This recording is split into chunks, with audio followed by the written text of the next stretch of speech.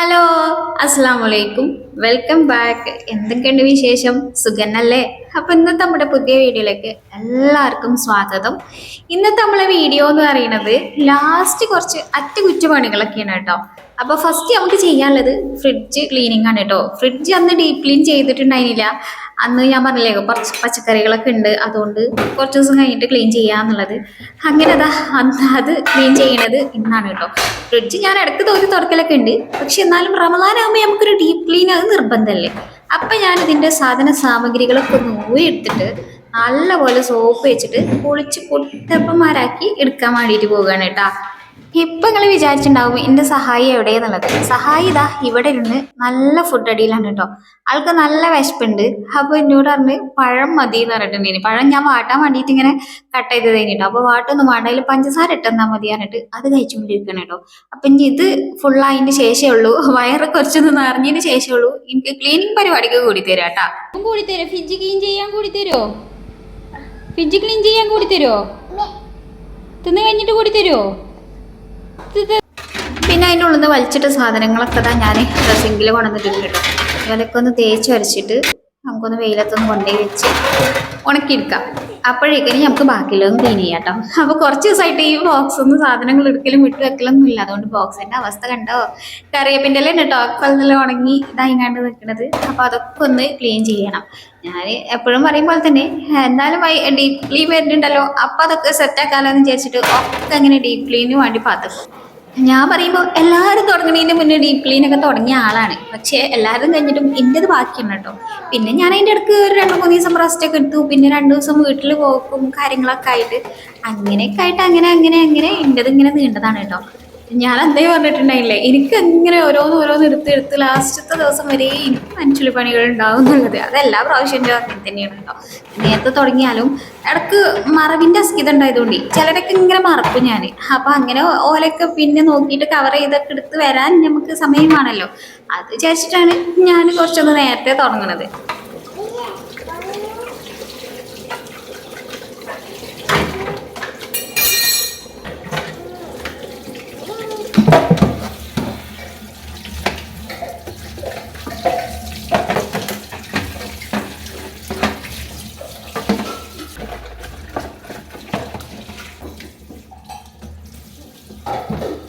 പിന്നെ കേക്ക് എടുത്ത് കുട്ടപ്പന്മാരൊക്കെ ഞാൻ പുറത്തുണ്ടേ കണ്ടാണ് ഇവിടെ വെച്ചിരിക്കുന്നത്. നല്ല വെയിലും ഉണ്ടല്ലോ. അപ്പൊ എന്നാ അവിടെ കിടന്നിട്ട് ഉണങ്ങട്ടെ. എന്നിട്ട് ബാക്കി നമ്മളെ ഫ്രിഡ്ജിന്റെ ക്ലീനിങ് ഒക്കെ കഴിയുമ്പോഴത്തേന് ഇവലും ഇങ്ങോട്ട് ഉണങ്ങും ചെയ്യും. എന്നിട്ട് പിന്നെ വെള്ളം അങ്ങോട്ട് നമുക്ക് അങ്ങോട്ട് എടുത്ത് വെക്കാം എന്നൊക്കെ വിചാരിച്ചിട്ടാണ് കേട്ടോ ഞാൻ. അപ്പൊ അതിന്റെ പച്ചക്കറി ഇട്ട കൊട്ടയും എല്ലാതും ഞാൻ ഒഴിച്ചൊന്ന് കഴുകിയിട്ടുണ്ടേനി കേട്ടോ. ഞാൻ സാധാരണ അല്ലെങ്കിലും ഫ്രിഡ്ജ് ക്ലീൻ ചെയ്യാം സാധനങ്ങളൊക്കെ ഒരുവിധം കഴിയാനാവുമ്പോഴാണ്. അപ്പൊ നമുക്ക് ഈസി ആയിട്ട് ക്ലീൻ ചെയ്യാലോ. കുറെ സാധനങ്ങൾ ഉണ്ടാകുമ്പോൾ വലിച്ചിടൽ കുറച്ച് ബുദ്ധിമുട്ടാണല്ലോ. അങ്ങനെ ഇത്രയും ദിവസത്തെ നനച്ചുള്ളിപ്പണിൻ്റെ ഇടയ്ക്ക് എൻ്റെ കൺമുന്നിലുണ്ടായിട്ടും കണ്ണിൽ പെടാതെ നടന്നതിനെ കുട്ടപ്പനെ നമ്മൾ കണ്ടെത്തി കുളിപ്പിച്ച് കുട്ടപ്പനാക്കി വിടാന്ന് വിചാരിച്ചു. മിക്സി കേട്ടോ, ഇത്രയും ദിവസമായിട്ട് ഞാൻ അതിനെ മറന്നിട്ടുണ്ടെങ്കിൽ പറയുമ്പോൾ എൻ്റെ കണ്ണുമുന്നിൽ എന്നും ഉണ്ടാവും ചെയ്യും. അപ്പൊ എപ്പോഴാണ് അതിന് ഓർമ്മ, എന്നാ പിന്നെ കയ്യോടെ പിടിച്ചിട്ട് അങ്ങനെ സോപ്പ് വെച്ച് കുളിപ്പിച്ച് അങ്ങോട്ട് വിടാന്ന് വിചാരിച്ച് ആ ഒരു കഷ്ണത്തുമ്പോൾ ചെറുതായിട്ട് സോപ്പാക്കിയിട്ട് ഇങ്ങനെ ഒന്നിങ്ങനെ വരച്ചു കൊടുക്കും കേട്ടോ. എന്തെങ്കിലുമൊക്കെ അവശിഷ്ടങ്ങൾ അവിടെ ഇവിടെയൊക്കെ ഉള്ളത് പോകാൻ. ഒരുപാട് വെള്ളം പറഞ്ഞ് കുളിപ്പിച്ചില്ലൊന്നുമില്ല ഞാൻ. വളരെ മിക്സിയൊക്കെ നല്ലോണം വെള്ളം പറഞ്ഞ് കുളിപ്പിച്ചിട്ടതൊക്കെ ഞാൻ കാണലുണ്ട്. അങ്ങനെ ചെയ്യാനൊക്കെ ആഗ്രഹം ഉണ്ടാകലുണ്ട്. പക്ഷേ അത് നമ്മൾ ഈ പ്രസ്റ്റീജിൻ്റെ അടുത്ത് നടക്കൂല. ഇവനും അങ്ങനെ കുളിച്ചാനൊക്കെ ആഗ്രഹമുണ്ട്. പക്ഷെ ഇവനെ കുളിപ്പിച്ചിട്ടുണ്ടെങ്കിലേ ഇവൻ പിന്നെ എനിക്ക് പണിയാണ്. അല്ലെങ്കിൽ തന്നെ ഇവൻ എനിക്കൊരു പാരയാണ്. 2-3 പ്രാവശ്യം ഇവനെയും കൊണ്ട് ഞാൻ കുടുങ്ങിയിട്ടുണ്ടേനി കേട്ടോ. കമ്പനിയത്തെ ആൾക്കാർ 2 പ്രാവശ്യം 3 പ്രാവശ്യമൊക്കെ വന്നുകൊണ്ട് നന്നാക്കി തന്നിട്ടുണ്ടേനി കേട്ടോ. അത്രക്കൂരും ഇതാണ് കേട്ടോ എൻ്റെ മിക്സി. അതുകൊണ്ട് ഞാൻ കരുതിയിട്ട് ഇതാക്കലുള്ളൂ. ഇപ്പം ആള് വലിയ കുഴപ്പമൊന്നുമില്ല. പക്ഷെ എന്നാലും അതിൻ്റെ തിരിച്ചണ ആപ്ലിക്കേഷനൊക്കെ പോയിക്കണമെങ്കിലും ആള് സൂപ്പറായിട്ട് ഇപ്പോഴും വർക്കിംഗ് ആണ് കേട്ടോ. പിന്നെ ഇലക്ട്രോണിക് ഉപകരണങ്ങളൊക്കെ വെച്ച് ക്ലീൻ ചെയ്യുമ്പോൾ അതിൻ്റെ ഉള്ളിലേക്ക് സോപ്പും വെള്ളമൊക്കെ ആയിട്ടുണ്ടെങ്കിൽ അതിൻ്റെ കഥ തീരുമാനമാവും. അപ്പം അതുകൊണ്ട് അതിൻ്റെ ഉള്ളിലേക്ക് സോപ്പൊന്നും ആവാത്ത രീതിയിൽ വെള്ളം ഒന്ന് അധികം ഒട്ടിപ്പിടിച്ച് കൊടുത്തൊക്കെ ഉള്ളിടത്തൊക്കെ ഒന്ന് ഫുഡിൻ്റെ വേസ്റ്റൊക്കെ ഒട്ടിപ്പിടിച്ച് കൊടുത്തൊക്കെ ഒന്ന് തേച്ച് വെച്ചിട്ട് പിന്നെ ഞാൻ ഇങ്ങനെ കഷ്ണം നല്ലപോലെ നനച്ച് പിഴിഞ്ഞ് അതുകൊണ്ട് ഇങ്ങനെ തുടച്ച് ക്ലീൻ ആക്കി എടുക്കണം കേട്ടോ. വീഡിയോയിൽ കാണുമ്പോൾ വലിയ പൊടിയും കച്ചറ നിങ്ങൾക്ക് തോന്നിയിട്ടില്ലെങ്കിലും ശരിക്ക് ഇതിന് നല്ലോണം പൊടിയൊക്കെ ഉണ്ടായിന് കേട്ടോ. കുറേ ദിവസമായി ഞാൻ ക്ലീൻ ചെയ്തിട്ടു. അപ്പം അതുകൊണ്ട് അപ്പോൾ ഏതായാലും മിക്സിനൊക്കെ ഒന്ന് തോത്തി തുടച്ച് സുന്ദര കുട്ടപ്പനാക്കി ഓനിയും സെറ്റാക്കി. ഇനി നമുക്ക് ഫ്രിഡ്ജിൻ്റെ ബാക്കി പണികൾക്ക് കിടക്കാം കേട്ടോ. പിന്നെ ഞാൻ അതേപോലെ തന്നെ കഷ്ണത്തിൽ ചെറുതായിട്ടൊന്ന് സോപ്പാക്കിയിട്ട് എല്ലാം ഒന്ന് തേച്ച് അരച്ച് വിടുകയാണ് കേട്ടോ. ഇതും ക്ലീൻ ചെയ്യുമ്പോൾ അതിൻ്റെ ഉള്ളിലേക്ക് സോപ്പും വെള്ളമൊന്നും പോവാത്ത രീതിയിൽ ഞാൻ ക്ലീൻ ചെയ്യണം കേട്ടോ. കാരണം ഉള്ളിൽ എന്തൊക്കെയാണ് എങ്ങനെയാണെന്നുള്ളതൊന്നും നമുക്കറിയില്ലല്ലോ. ചിലപ്പോൾ ഒരു ഇത്തിരി വെള്ളമൊക്കെ ചെന്നിട്ടുണ്ടെങ്കിൽ ഡാമേജ് ആയി പോണ ഭാഗങ്ങളൊക്കെ ഉണ്ടെങ്കിൽ നമ്മൾ നല്ലൊരു സാധനത്തിനെ നശിപ്പിച്ച് കളയണ്ടല്ലോ എന്ന് വിചാരിച്ചിട്ട് ഞാൻ ചെറുതായിട്ടൊന്ന് സോപ്പാക്കിയിട്ട് ഈ പ്രത്യക്ഷത്തിൽ കാണുന്ന ഭാഗങ്ങളൊക്കെ ഒന്ന് തേച്ച് വരച്ചെടുക്കുകയാണ്. എല്ലാ പ്രാവശ്യമൊന്നും ഞാനിങ്ങനെ സോപ്പ് വെച്ച് കണ്ട് ഉരക്കലൊന്നുമില്ല. ഇപ്പോൾ ഡീപ്പ് ക്ലീൻ ആയതുകൊണ്ടാണ് അങ്ങനെ. അല്ലാത്ത ടൈമിലൊക്കെ വല്ലാണ്ട് കച്ചറാകുമ്പോൾ ഞാൻ തുണിയൊന്ന് നിറച്ചിട്ട് അങ്ങനെ തുടക്കലാണ് കേട്ടോ. ഫ്രിഡ്ജൊക്കെ ഓഫാക്കിയിട്ടിട്ടാണ് കേട്ടോ ഈ പരിപാടിയൊക്കെ ഞാൻ ഒരു മണിക്കൂറൊക്കെ മുന്നേ തന്നെ ഓഫാക്കി ഒക്കെ ചെയ്തിട്ടാണ് ഇതിൻ്റെ ബാക്കി പണികളൊക്കെ ചെയ്യുന്നത് കേട്ടോ. അപ്പോൾ ഞാനൊന്ന് സോപ്പൊക്കെ ഒന്ന് തേച്ച് വിട്ടതിന് ശേഷം പിന്നെ തുണി ഇങ്ങനെ നനച്ച് നല്ലപോലെ പിഴിഞ്ഞെടുത്തിട്ട് ഇങ്ങനെ ഒരു 2 പ്രാവശ്യം എല്ലാം ഇങ്ങനെ തുടച്ചെടുക്കും. അപ്പോൾ ഉള്ളിലൊക്കെ ക്ലീനായി കിട്ടും. അത് കഴിഞ്ഞിട്ട് അതിൻ്റെ പുറത്തും കൂടി ഒന്ന് ക്ലീൻ ആക്കി എടുത്താൽ നമ്മുടെ ഫ്രിഡ്ജ് ക്ലീനിങ് ഏകദേശം കഴിഞ്ഞിട്ടോ. അപ്പോഴത്തേക്കും ഞാൻ പുറത്ത് വെച്ചിട്ടുണ്ട് അതിൻ്റെ സാമഗ്രികളൊക്കെ ഉണങ്ങിയിട്ടുണ്ടായിരുന്നു. അപ്പം ഞാൻ അതേപോലെ തന്നെ അങ്ങോട്ട് ഫിറ്റാക്കിയും വെക്കട്ടെ കേട്ടോ. ഇത് തിരിച്ചു വെക്കണ കാര്യം എനിക്ക് കുറച്ച് റിസ്ക് ഉള്ളതാണ് കേട്ടോ. കാരണം എനിക്കത് അജു ഉണ്ടെങ്കിൽ അജുവാണ് ചെയ്ത് തരിക. പക്ഷേ ഇപ്രാവശ്യം ഞാൻ തന്നെ ഒക്കെ സെറ്റാക്കി എടുത്തു കേട്ടോ.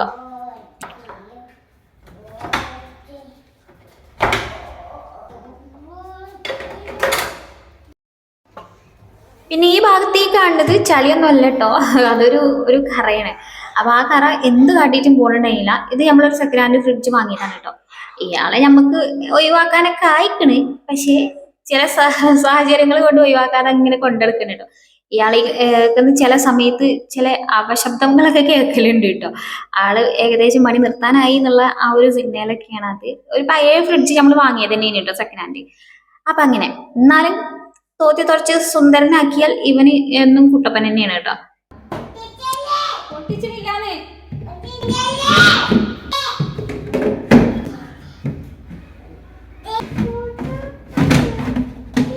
ഞാനിത് ഓരോന്നും വെക്കുമ്പോൾ ടേട്ടേ എന്നുള്ള സൗണ്ട് കേട്ടിട്ട് എൻ്റെ കുട്ടി പറയണേ പൊട്ടിച്ചല്ലേ എന്ന് പറഞ്ഞിട്ട് പറയണം കേട്ടോ. അപ്പോൾ ഓൻ്റെ വിചാരം ഞാനതൊക്കെ പൊട്ടിക്കുകയാണെന്നുള്ളതാണ്. അങ്ങനെ നമ്മുടെ ഫ്രിഡ്ജിൻ്റെ ക്ലീനിങ് ഏകദേശം കഴിഞ്ഞിട്ടോ. അപ്പോൾ ഇതിൻ്റെ ക്ലീനിങ്ങും കഴിഞ്ഞു. അതിലേക്കുള്ള സാധനങ്ങളൊക്കെ നമുക്ക് സെറ്റാക്കണം.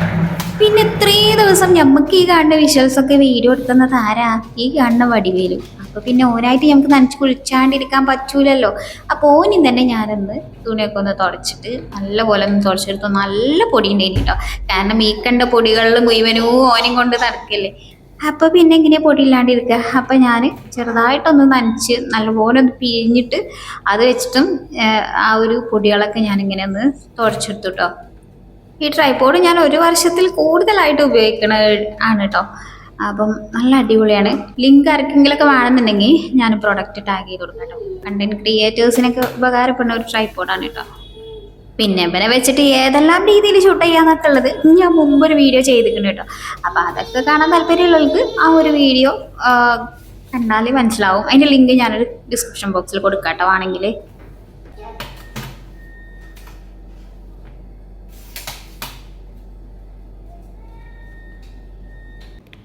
പിന്നെ അതിൻ്റെ അടിയിൽ കൂടെ ഇന്നലെ നമുക്കൊരു കിറ്റ് കിട്ടിയിട്ടുണ്ടായിരുന്നു കേട്ടോ. അപ്പം അതിൻ്റെ വീഡിയോ ഞാൻ ജസ്റ്റ് ഒന്ന് നിങ്ങൾക്ക് കാണിച്ചു തരാം കേട്ടോ. അപ്പം നമുക്ക് എല്ലാ വർഷവും കിട്ടുന്ന ആ കിറ്റ് തന്നെ ആ കാക്കാൻ്റെ വക തന്നെയാണ് കേട്ടോ ഇപ്രാവശ്യം കിറ്റ് കിട്ടിയിട്ടുണ്ടായിരുന്നത്. ഇപ്രാവശ്യം ഞാൻ കിറ്റ് കിട്ടൂലെന്ന് വിചാരിച്ചിട്ടുണ്ടായിനി. കാരണം ഇപ്രാവശ്യം പുതിയ വീടൊക്കെ ആയതുകൊണ്ട് കിറ്റ് കിട്ടൂലേക്കാരെന്ന് ഞാൻ ഇങ്ങനെ പ്രതീക്ഷിച്ചിട്ടുണ്ടായിനി. വേണമെന്ന് ഞാൻ പ്രതീക്ഷിച്ചിട്ടില്ല കേട്ടോ. അൽഹംദുലില്ലാ നമുക്ക് കിട്ടിയില്ലെങ്കിൽ അത് നമ്മളെക്കാൾ അർഹതയുള്ള ആർക്കെങ്കിലും കിട്ടട്ടെ എന്ന് തന്നെയാണ് ഞാൻ ആഗ്രഹിച്ചിരുന്നത്. പക്ഷെ എല്ലാ പ്രാവശ്യം തരുന്ന പോലെ തന്നെ ആള് ഇപ്രാവശ്യം നമുക്ക് കിറ്റ് കിട്ടിയിട്ടുണ്ടായിരുന്നു കേട്ടോ. അപ്പോൾ ഇതാ ഇത്രയും സാധനങ്ങളാണ് അതിലുണ്ടായിരുന്നത്. പിന്നെ കഴിഞ്ഞ പ്രാവശ്യം കിറ്റ് കിട്ടിയപ്പോൾ ഞാൻ ആഗ്രഹിച്ചതിനൊരു കാര്യം എന്താ വെച്ചാൽ ഇങ്ങോട്ട് വാങ്ങണ അതേപോലെ തന്നെ നമ്മൾ വാങ്ങുന്ന കൈകളാവാതെ കൊടുക്കുന്ന കൈകളാവാൻ പറ്റട്ടെ എന്നുള്ളതേനു. ഇപ്രാവശ്യം ഒരു കിറ്റ് എന്തെങ്കിലും കൊടുക്കാൻ പറ്റിയില്ലെങ്കിൽ എന്ന് ഞാൻ ആഗ്രഹിച്ചിട്ടുണ്ടേനി. പക്ഷെ എൻ്റെ കുറച്ച് സാമ്പത്തിക ബുദ്ധിമുട്ടുകളൊക്കെ കൊണ്ട് ഇപ്രാവശ്യം കിറ്റ് കൊടുക്കാൻ വേണ്ടിയിട്ട് പറ്റിയിട്ടുണ്ടായില്ല കേട്ടോ. പിന്നെ നമുക്ക് ഒരു കാര്യമുണ്ട്, നമ്മളെല്ലാ ബുദ്ധിമുട്ടുകളും തീർന്നിട്ട് നമുക്ക് ഒരാൾക്ക് ഒരു പൈസയും കൊടുക്കാൻ പറ്റൂല കേട്ടോ. അത് വേറെ കാര്യം. ആ ഒരു നഗ്നമായ സത്യം എനിക്കറിയാം. ഞാൻ കൊടുക്കലില്ല എന്നല്ല പറയുന്നത്. മാഷാ അല്ലാ, എനിക്ക് പേയ്മെന്റ് കിട്ടുമ്പോൾ അതിൽ നിന്നൊരു ചെറിയ പങ്ക് ഞാൻ കൊടുക്കലുണ്ട്. പക്ഷെ എല്ലാതൊന്നും നമ്മൾ വീഡിയോയിൽ വന്ന് കാണിക്കാൻ പറ്റൂലല്ലോ. നമുക്ക് കുറച്ചൊക്കെ പ്രൈവസി വേണ്ടേ. അപ്പൊ ഞാൻ എന്തായാലും നിങ്ങൾക്ക് ഒരു കാര്യം കൂടി പറഞ്ഞുതരാന്ന് വിചാരിച്ചു. എൻ്റെ ഒരു തെറ്റിദ്ധാരണ എന്താ വെച്ചാല് എനിക്ക് കിട്ടണ തികയണില്ല, പിന്നെ എങ്ങനെ ഞാൻ വേറൊരാൾക്ക് ഒരു 10 രൂപ കൊടുക്കുക എന്നുള്ളതേനു ആദ്യമൊക്കെ എൻ്റെ മൈൻഡ് സെറ്റ് കേട്ടോ.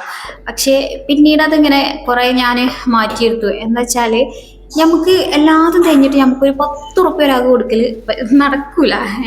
പക്ഷെ നമുക്കൊരു 100 റുപ്യ ഉണ്ടെന്നുണ്ടെങ്കിൽ അതിനൊരു 10 രൂപ ഒരാൾക്ക് കൊടുത്താല് പഠിച്ചോന് ഇപ്പുറത്ത് നമുക്ക് ചിലപ്പോൾ ഒരു 200 റുപ്യേനെ അനുഗ്രഹം എത്തിച്ചേരും. ഞാനൊരു ഉദാഹരണം പറഞ്ഞതാണ് കേട്ടോ.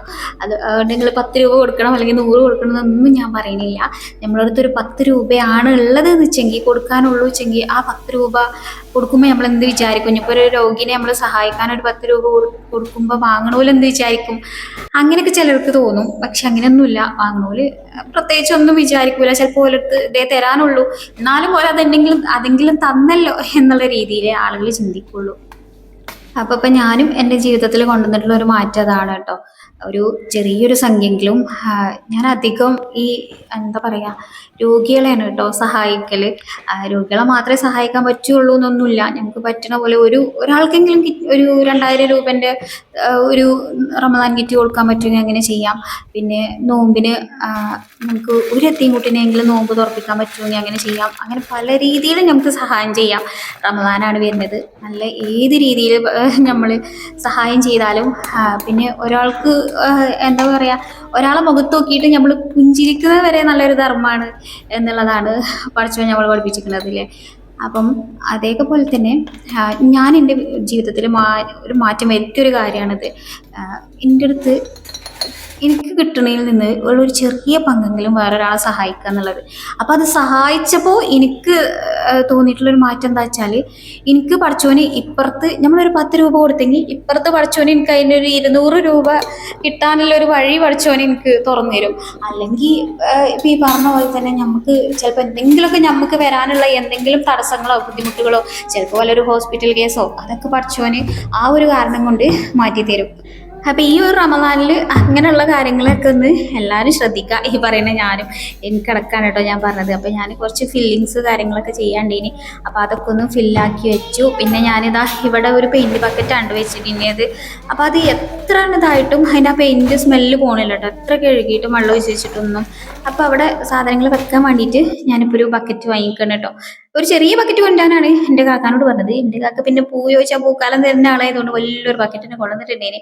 പക്ഷെ പറഞ്ഞിട്ട് എന്താ കാര്യം, ആ വലിയ ബക്കറ്റ് നിറയാൻ മാത്രമുള്ള സാധനങ്ങൾ കൊണ്ടേനെ കേട്ടോ. ഇത് ബാക്കിയുള്ളതും പിന്നെ ഇപ്പം ഞങ്ങൾ നോമ്പ് കിറ്റൊക്കെ കിട്ടിയതുകൊണ്ട് അതിൻ്റെ ബാക്കിയുള്ള സാധനങ്ങളൊക്കെ ഞാനിവിടെ ഉള്ള സാധനങ്ങളൊക്കെയാണ് ഫില്ല് ചെയ്ത് വെച്ചത്. പിന്നെ ഇപ്പം കിട്ടിയ നോമ്പ് കിറ്റുള്ള സാധനങ്ങളൊക്കെ ഞാനിതാ ഇതിലിട്ട് കണ്ട് ഇങ്ങനെ അടച്ചു വെച്ചിരിക്കുകയാണ് കേട്ടോ. പിന്നെ അതിൻ്റെ ഇടയ്ക്ക് ഞാൻ ഗരം മസാലയൊക്കെ ഒന്ന് പൊടിച്ച് വെച്ചിട്ടുണ്ടേനി വെയിലത്ത് വെച്ച് ഉണക്കിയിട്ട്. പിന്നെ കുറച്ച് അണ്ടിപ്പരിപ്പ് മുന്തിരി നമ്മളെ കിറ്റിൽ കിട്ടിയതൊക്കെ അതൊക്കെ ഞാൻ വെയിലത്ത് കൊണ്ടുപോയി ഉണക്കാൻ വെച്ചു കേട്ടോ. കാരണം ഉണങ്ങി എടുത്ത് വെക്കുമ്പോൾ നമുക്ക് ആവശ്യത്തിന് പെട്ടെന്ന് എടുക്കാനും ഉപയോഗിക്കാനൊക്കെ സുഖമാവുമല്ലോ നോമ്പിന്. അപ്പം അങ്ങനെ. പിന്നെ ഇഞ്ചി വെളുത്തുള്ളിയൊക്കെ ഞാനിതാ തൊലി കളഞ്ഞുകൊണ്ട് കഴുകിയിട്ട് ഉണക്കാൻ വേണ്ടി വെച്ചിരിക്കണം കേട്ടോ. ഉണക്കാൻ പറഞ്ഞാൽ നല്ലപോലെ ഒന്ന് വെള്ളം കളഞ്ഞെടുക്കാൻ വേണ്ടിയിട്ട് ഇഞ്ചി വെളുത്തുള്ളിയും പേസ്റ്റ് ഉണ്ടാക്കി എടുക്കാൻ വേണ്ടിയിട്ടാണ്.